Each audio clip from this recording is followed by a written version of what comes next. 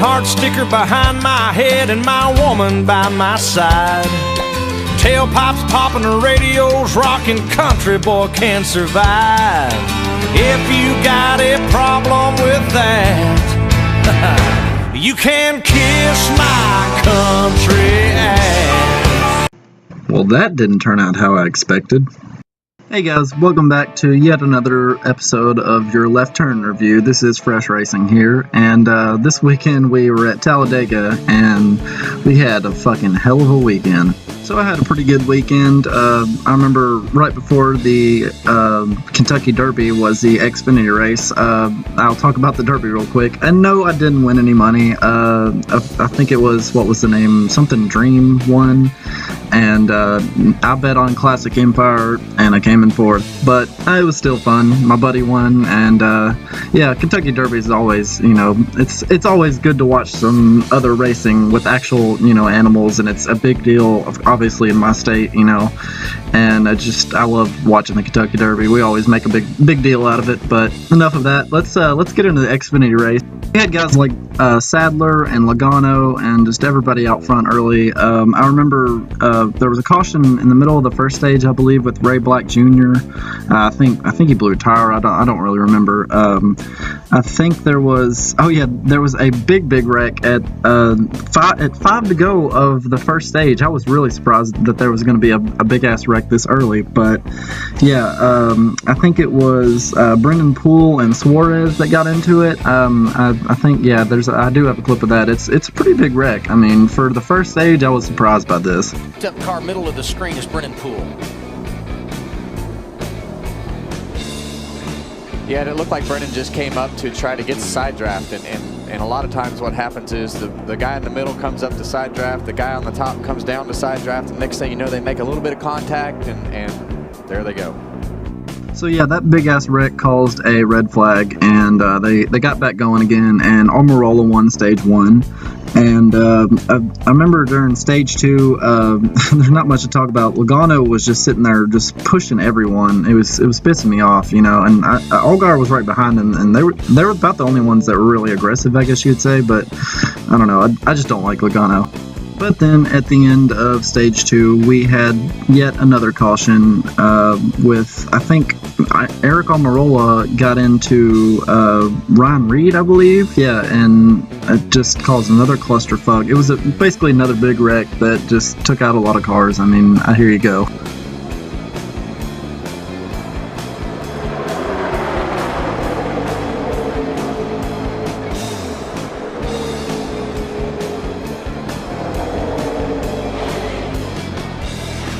Like a bump draft going wrong. Eric Almirola was behind the 16 car. You can see Chris Cockrum nearly sneaking through there. So yeah, that big wreck caused yet another red flag, and I think that just ended stage 2. My dumbass forgot to write down who won that stage. I believe it was Allgaier. I might be wrong on that, but and then after that, they just basically just ran around in circles until about laps 40 to 20 to go, I would say, and they started making green flag pit stops finally, and the caution came out about 16 to go for debris, I guess you could say. I mean, it could be bullshit, but Allgaier loses the lead, 8 to go to Eric Almirola, and Eric Almirola ends up winning the Xfinity Race. Sadler came in second, and Logano came in third. And oh yeah, Bubba Wallace, I remember spun like at the last lap. That was surprising. I mean, that's Talladega, of course. You never know what the hell you're gonna expect. But yeah, here's the last couple laps when Almirola won it. One bang, Eric Almirola leading, but 7 of the last 8 races here have had a last lap pass for the victory. Elliott Sadler shoving Logano up the track.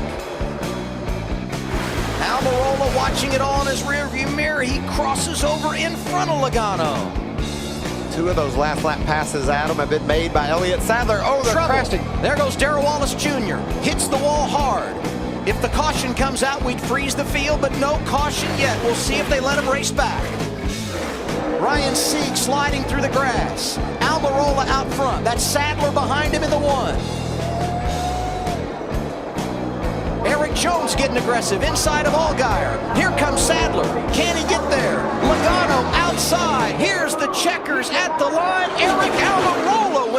Talladega.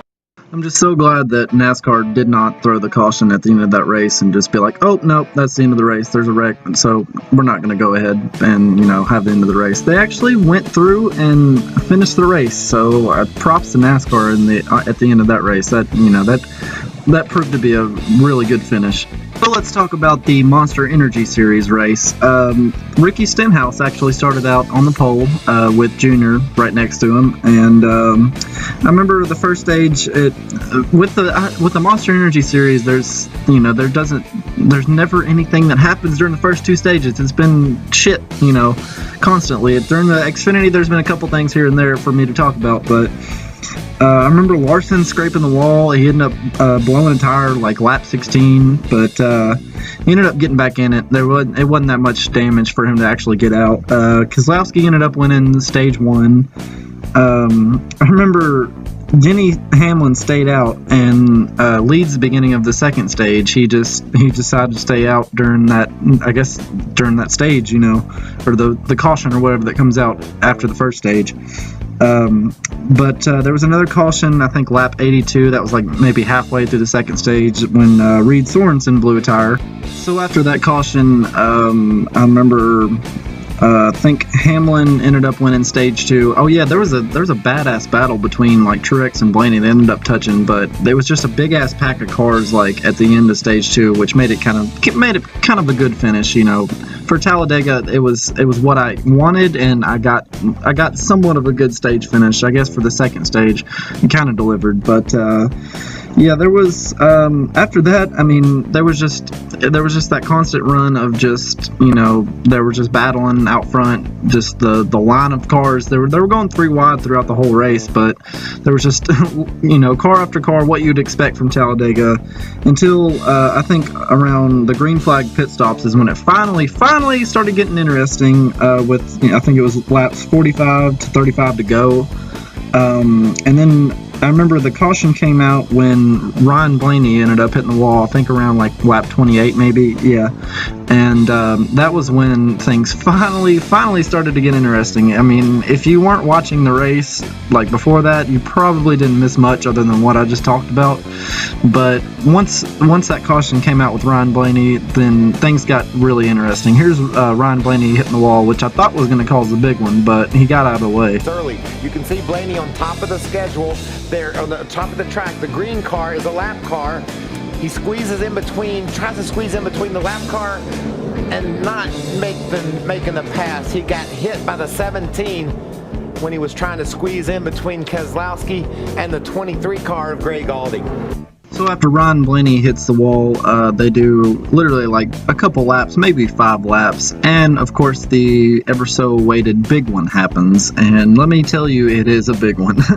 Here is the clip of the wreck with AJ Allmendinger and Chase Elliott. Here we go. Oh, upside down. Side.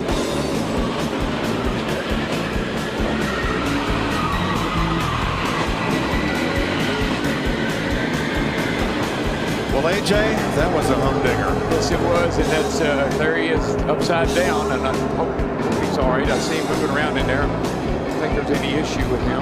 Yeah, you just can't push on the left side of that rear bumper. Well, you just can't keep pushing. He got into the 24 and just kept on pushing. But Mike, I'm telling you, I started my first race in 1972. This was what I worried about. 1970, 45 years ago. And here we are. The 24 here, he's pushing him, and he just gets over to the left-hand side here, and you can't push over there. He even got him himself. He was, it was not something that was intentional. He was just trying to push and help, but it actually even got AJ Allmendinger turned around also. Wow, big impact by Danica into that inside wall. Heck of a lift. I mean, that was one hell of a wreck for everybody. I mean, you saw Danica there slam the fucking wall, as well as Chase Elliott and AJ Allmendinger basically flip their cars. I mean, that always happens at Talladega, especially the May race or whatever you want to call it, the early race at Talladega, because like October they are constantly more like safe with their cars, and I just feel like they're more pussyfied, I guess you could say, in October, because they don't want to fucking wreck their cars. They're racing for a championship, you know. While this race they can be, you know, a little bit more ruthless with their cars. Obviously you saw why. But after that, I think there was a restart with 16 laps to go. After, you know, there was probably another red flag. Yeah, there was another red flag, and there was another caution with 10 to go. Landon Castle ended up scraping the wall. They restarted again, and there was another caution with 3 to go with Ryan Newman. He ended up blowing a tire. So at this point there was a, you know, overtime or green white checker, whatever the hell you want to call it. They call it overtime now, but I still call it green white checker, just force of habit. But anyway, I'm just gonna let DW and Mike Joy and Jeff Gordon basically explain what happened at the last couple laps of this race. It's probably one of the best finishes I've seen in a while. I mean, the whole race itself was okay. I mean, there was a big wreck, but other than the last maybe 30 laps, it was kind of boring. I mean, but like I said, I'm just gonna let you guys watch the last of this race. It's pretty damn good. For timeline, before there's a caution, this will be the last restart of the race. I'm telling you, it's like the 18 of Kyle Busch has a different second gear than everybody else, or he's restarting first gear. Johnson in the 48 gave Ricky Stenhouse a nice push. Now he gets one from the one of McMurray, and here comes Johnson. Here they come. Outside him. There comes Casey Kane. Oh, Stenhouse did a great job to block that run that was coming. Yeah, he's going to get to the inside right here. Great move by Ricky Stenhouse. Will he clear up? I think he will. Up. Come on, get up there. Not yet. Oh, past the overtime line, we have a race. Oh, we have a drag race.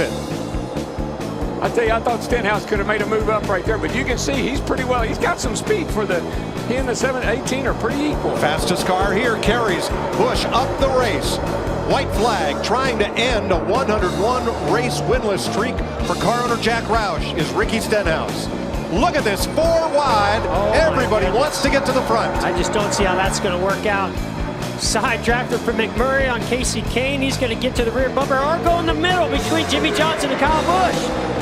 Now what's Stenhouse do? Can he block? Can he block all of them coming at once? 5 wide. Work it, dude. Work it. Last lap. Bang. That was Busch into McMurray. Stenhouse gets away a little bit. 3 wide. Here they come off turn 4. This is the finish these fans came and stayed for. Ricky Stenhouse, the pride of Olive Branch, Mississippi. Top to bottom. Kyle Busch to the outside, gets blocked by Stenhouse. Here they come. Stenhouse wins it. Woohoo! Everyone underestimates Jamie McMurray, but did y'all see the shit that he pulled on Kyle Busch and Jimmy Johnson? Did y'all see that shit? So I was just way too hyped that Jamie McMurray just, you know, went right in the middle of both of them.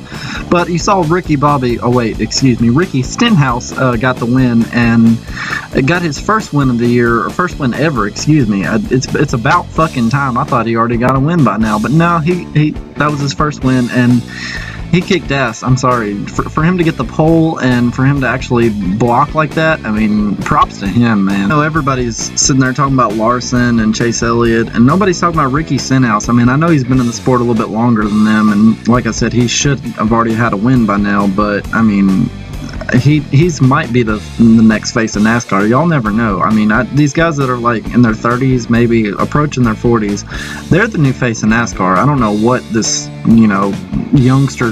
I mean, yeah, Larson, Chase, they're gonna be fucking good. Don't get me wrong. Don't hate on me in the comments or nothing.